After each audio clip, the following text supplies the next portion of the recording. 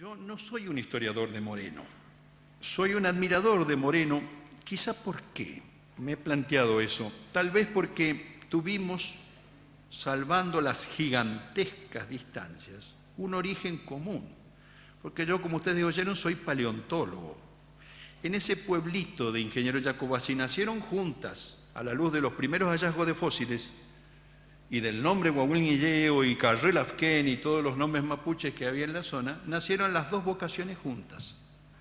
Y ahí hay un parecido con Moreno. Y yo fui un coleccionista de la infancia. ¿Motivó Moreno las lecturas viejas de mis primeros años algo de esto? Es muy posible que sí.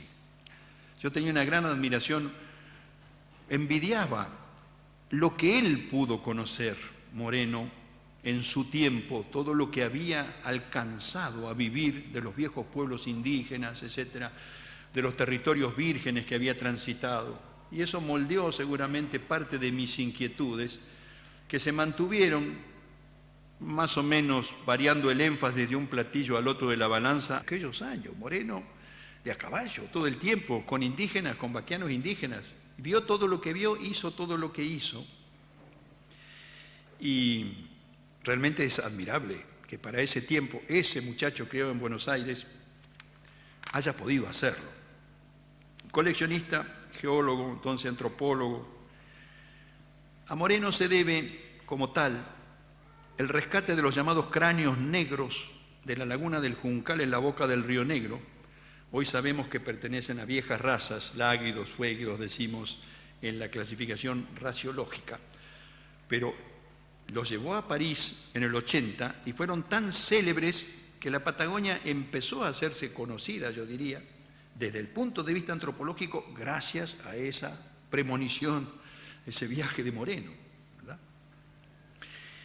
Y quizá su máximo deslumbramiento y descubrimiento es su encuentro con los Gununacuna, con los tehuelches septentrionales, con los cuales yo volví a encontrarme los últimos restos, les decía, a partir de Ingeniero Jacobacci. Por eso evocaba el momento en que él le escribe al padre o a no sé quién, a Buenos Aires, y en la magia del descubrimiento. Encuentra linda la lengua. Piensa que eran los antiguos querandíes. He descubierto los querandíes. Este tremendo pueblo de los tehuelches septentrionales que a favor del caballo en el 1600 copó todo el ámbito neuquino, pampeano central y bonaerense hasta Santa Fe, hasta sur de Córdoba, hasta San Luis y hasta Mendoza, se había perdido, mezclado, confundido, y fue Moreno quien lo redescubrió. Y si ustedes leen, van a ver la emoción que trasunta su encuentro con los últimos Gununacuna del cacique Pichalao en el sureste de Río Negro, y señala que no conocían los fósforos, mejor dicho, no los usaban. Conocían los fósforos, claro, los fósforos no todo el mundo los conocía en esos años, pero seguían haciendo fuego con 2 palitos de chilca, ¿verdad? Y todas las operaciones para hacer un quillango, dice una capa, están hechas con piedra y hueso.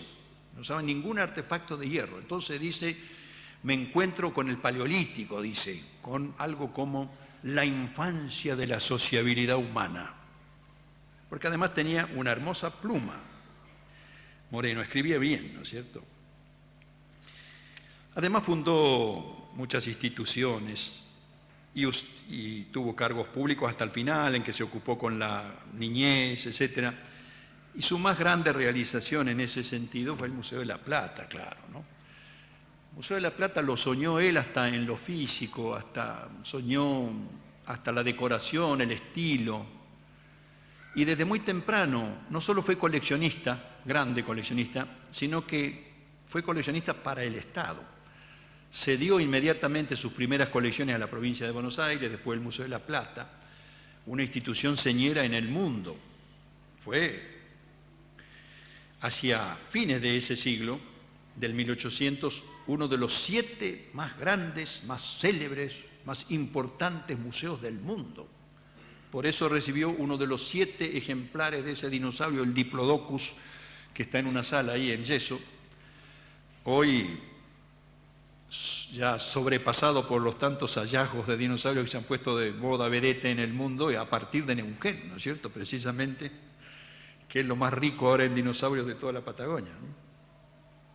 El Museo de la Plata, qué trascendencia. Cuando se va y dice algo de su obra, he hecho la revista del Museo de la Plata, los anales del Museo de la Plata, lo he dejado organizado.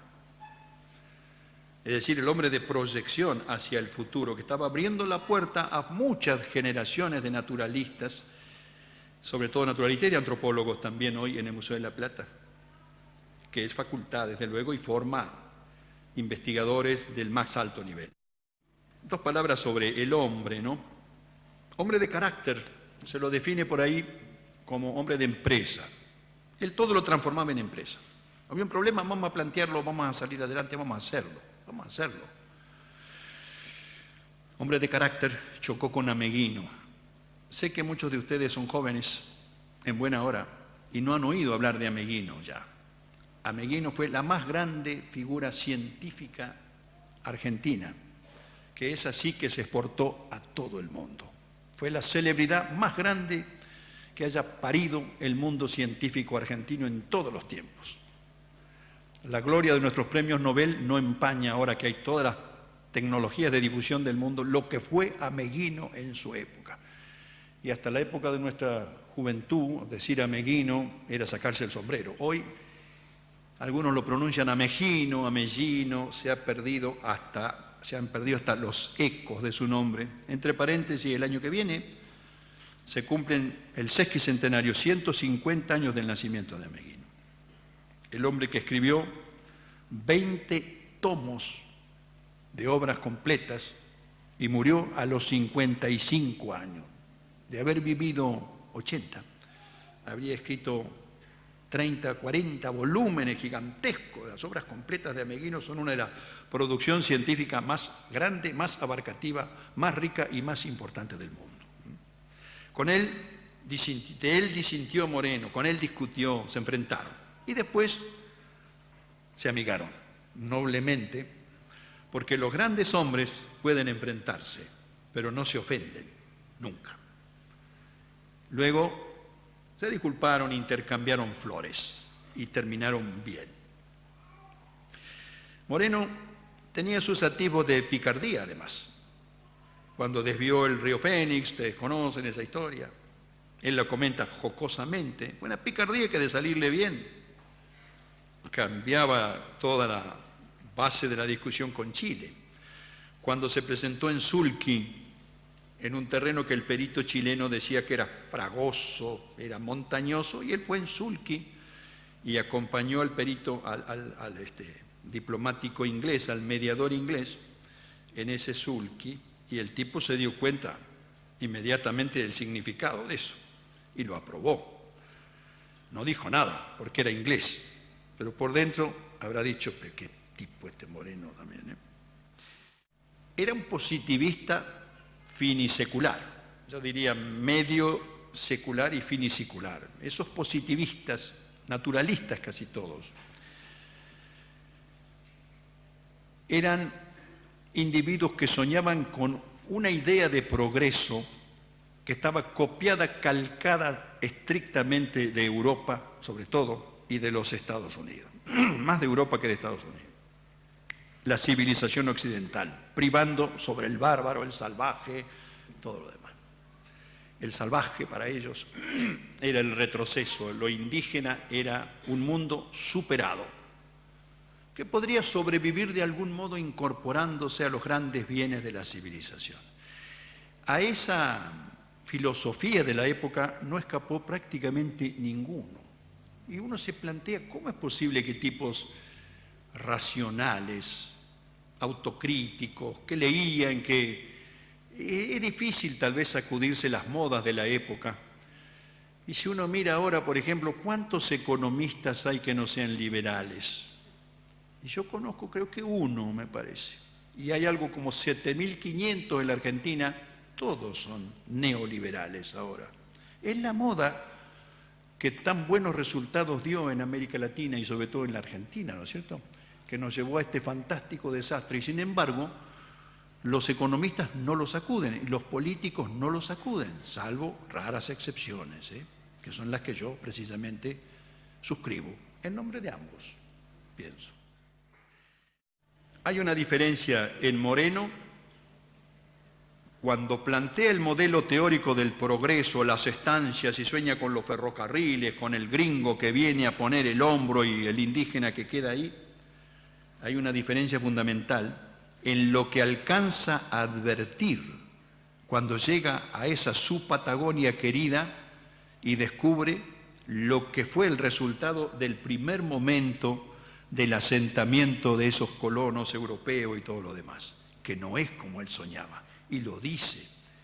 Y eso es muy interesante porque ahí aflora el espíritu crítico de Moreno, ¿verdad? Si ustedes leyeran la posición de los ideólogos de la conquista del desierto, tipo Ceballos, un geógrafo muy culto, la pluma más hermosa que existió, son tremendos con el indígena. Moreno no fue así. Tengo unos textos que podría leer después, pero prefiero, antes que esto, contarles 2 o 3 anécdotas, porque yo trabajé mucho con indígenas y algunos descendientes de Sayhueque, ¿verdad?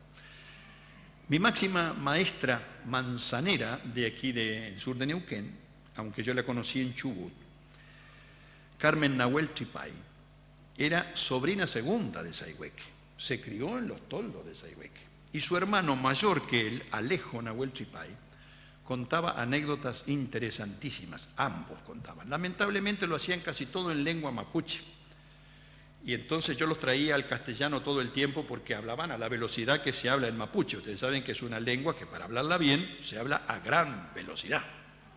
Un mapuche, si hace un ruego, va a decir: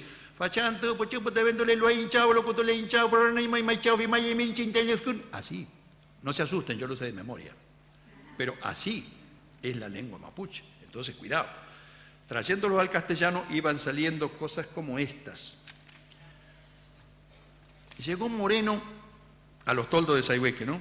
Y 2 o 3 más, textual, Roca le escribió para que se presentara a Sayhueque. Hay mezcla de datos, obviamente no es Roca en ese momento cuando está Moreno. Roca le escribió para que se presentara ofreciéndole campo. Debe ser el gobierno de Buenos Aires, quizás, ¿no? Algo hay siempre en estos relatos, son de primera mano, inéditos, ¿no? Sayhueque aceptó, iba a ir con el hijo Cachul, tan tehuelche como el padre, Cachul es nombre tehuelche, ¿no? La carta la llevó Moreno. Una madrugada llegaron Chacayal y Muelfinqueo, 2 caciques manzaneros. ¿Pa' qué va a dir?, le decían, ¿no? Y lo convencieron y Sayhueque dijo: no voy a dir más bien. Entonces llegó Juan Calfucurá y le dijo: vamos a pelear a Roca. Es probable, pero en otro momento ha sido eso. Y dice que fueron a pelear, anduvieron unas 600 leguas, pero volvieron sin hacer nada. Los asustaron con unos burros con latas. Vais a saber qué anécdota es esta. Pero esta campana indígena, yo tengo mucha información así, no está en el Archivo General de la Nación, y lo que viene van a ver qué lindo que es, ¿no? Cachul, Nahuelpan, le será conocido el nombre, el boquete Nahuelpan cerca de Esquel, era otro capitanejo de Sayhueque. Sayhueque era el más grande cacique del sur de Neuquén, de abolengo estrictamente tehuelche por parte Chocori y por madre que era Yilquelacho, 2 tremendos linajes tehuelches. Y él hablaba la lengua tehuelche. A la mañana, al levantarse, saludaba a sus padres en Gunanayach, que es la lengua tehuelche, después hablaba con sus subordinados en mapuche, y luego cuando iba Moreno le hablaba en castellano. Y hablaba también algo de la lengua tehuelche meridional de Santa Cruz, que es otra lengua. Cachul, Nahuelpan, Loncochino, le será familiar a alguno de ustedes, el secretario de Sayhueque, lo ayudaron, le dieron cueros de toro para que hiciera la balsa. Nadie le contó a Carmen Nahuel Tripay, el hermano, que hubo una balsa, que Moreno se escapó, nadie. Eso es tradición interna de los toldos. Cachul le avisó, porque Moreno no sabía nada, que esos capitanes lo querían matar. ¿Quiénes eran? Chacayal y Muelfinqueupo. lo querían matar.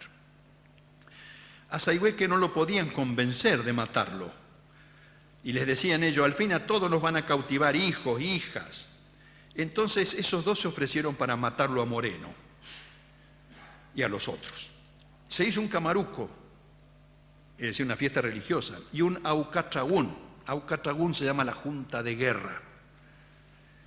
Chacayal y Molfunqueupu lo querían matar, Cachul y Sacomata, etcétera, lo ayudaron.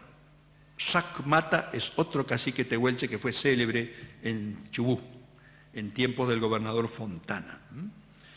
Según el hermano Alejo Nahueltripay, me decía que decían los indígenas, este debe ser Hualicho, Huecufú. Huecufú es palabra mapuche, que es diablo, ¿no? Dijeron de Moreno, porque Moreno quería retratarlos en el Camaruco. Yo me pregunto, ¿llevaría máquina o era el teodolito de Moreno, ¿no? Que él usaba el teodolito para fijar la posición, ¿verdad? Este viene a sacar el am y llevar el retrato para brujería. El am es una de las categorías de alma en lengua mapuche, es como la sombra. Hasta el día de hoy, por broma, cuando uno va a sacar una foto, dice, nos va a sacar el am. El am es una categoría. Después está el puyú y después está el alhué, tiene 3 categorías de espíritu, la cultura araucana o mapuche, que es una inmensa, riquísima cultura, lamentablemente tan mal conocida. Lo mismo que la tehuelche. Sayhueque dijo que no quería, y entonces Moreno retrataba lo mismo, escondido durante el Ñillatún. Fíjense cómo se fue enajenando ahí, quizá una mala voluntad de indígenas porque estaba haciendo una cosa indebida, ¿no? Moreno, para terminar esto, hizo una balsa de cueros de potro y terminado el Ñillatún lo buscaron, pero él disparó en combinación con Sayhueque. Sayhueque, el grande, estaba de acuerdo con Moreno, de eso hay mucha información. Si no hubiera estado de acuerdo Sayhueque, en aquel famoso, ¿se acuerdan ustedes? ¿Han leído esa ceremonia increíble que describe Moreno, deslumbrado por la belleza de la machi que está parada en una piedra, y al lado hay una vieja horrible, que es la machi de mayor categoría y de experiencia, y entonces vaticinan, estudian todos los elementos, pero presionados por Sayhueque, dan a favor. Moreno se salva. Sayhueque estaba a favor de Moreno, ese es un dato muy interesante. Bueno, para terminar les cuento una más breve, que me contaba mi maestro tehuelche allá en Gancán, en el Chubut. Moreno, en su viaje donde encuentra esa tribu primitiva de Pichalao, en el sur de Río Negro, iba con descendientes de tehuelche, ¿no? Hernández y otros, y encuentran una vaca. Y no había vaca en tantas leguas a la redonda, así que los vaquianos de él la conocen, la vaca, porque las únicas vacas que había eran de unos parientes de ellos, ¿no? Dice, de Chañapul, padre de Chipi, que era un tehuelche muy conocido, era la vaca que carneó Moreno en Mayet. Mayet es el nombre tehuelche de lo que hoy es Ruculuán, un cuadro de la estancia Maquinchao, en el sur de Río Negro. Y Abelino Chañapul y Abelino Chiquichano, cuñados, la rastreaban. La venían rastreando desde Gangán, 50 leguas, 250 kilómetros. Y entonces cuando encuentran la vaca, la reconocen los indígenas y le dicen, bueno, dice Moreno, vamos a carnearla. Y si llegan a aparecer los dueños, le pagamos. Cuando los encuentran, más o menos el 80 fue esto, el 79 debe haber sido, los encuentran, Moreno intenta pagar. No le quieren cobrar porque eran familiares, ¿no?, de los guías. Entonces Moreno le regaló un telina de oro. Haber estimado y hermoso, nutrido público, ¿qué es un telina de oro? 1 libra esterlina. A mí también me costó terriblemente descifrar lo que era un telina de oro, que se ve que es una anécdota que caló muchísimo ahí porque nunca habían visto, desde luego, 1 libra esterlina de oro. Y entre nosotros, yo tampoco. Coleccionista, geólogo, entonces antropólogo. A Moreno se debe, como tal, el rescate de los llamados cráneos negros de la laguna del Juncal en la boca del Río Negro. Hoy sabemos que pertenecen a viejas razas, láguidos, fueguidos, decimos en la clasificación raciológica, pero los llevó a París en el 80 y fueron tan célebres que la Patagonia empezó a hacerse conocida, yo diría, desde el punto de vista antropológico, gracias a esa premonición, ese viaje de Moreno, ¿verdad? Y quizá su máximo deslumbramiento y descubrimiento es su encuentro con los Gununacuna, con los tehuelches, posible que sí. Yo tenía una gran admiración, envidiaba lo que él pudo conocer, Moreno, en su tiempo, todo lo que había alcanzado a vivir de los viejos pueblos indígenas, etcétera, de los territorios vírgenes que había transitado. Y eso moldeó seguramente parte de mis inquietudes, que se mantuvieron más o menos variando el énfasis de un platillo al otro de la balanza. Aquellos años, Moreno de a caballo, todo el tiempo, con indígenas, con vaquianos indígenas. Vio todo lo que vio, hizo todo lo que hizo. Y realmente es admirable que para ese tiempo ese muchacho criado en Buenos Aires haya podido hacerlo. Colegios septentrionales, con los cuales yo volví a encontrarme los últimos restos, les decía, a partir de Ingeniero Jacobacci. Por eso evocaba el momento en que él le escribe al padre o a no sé quién, a Buenos Aires, y en la magia del descubrimiento. Encuentra linda la lengua. Piensa que eran los antiguos querandíes. He descubierto los querandíes. Este tremendo pueblo de los tehuelches septentrionales que a favor del caballo en el 1600 copó todo el ámbito neuquino, pampeano central y bonaerense hasta Santa Fe, hasta el sur de Córdoba, hasta San Luis y hasta Mendoza, se había perdido, mezclado, confundido, y fue Moreno quien lo redescubrió. Y si usted... Yo no soy un historiador de Moreno, soy un admirador de Moreno, quizá ¿por qué?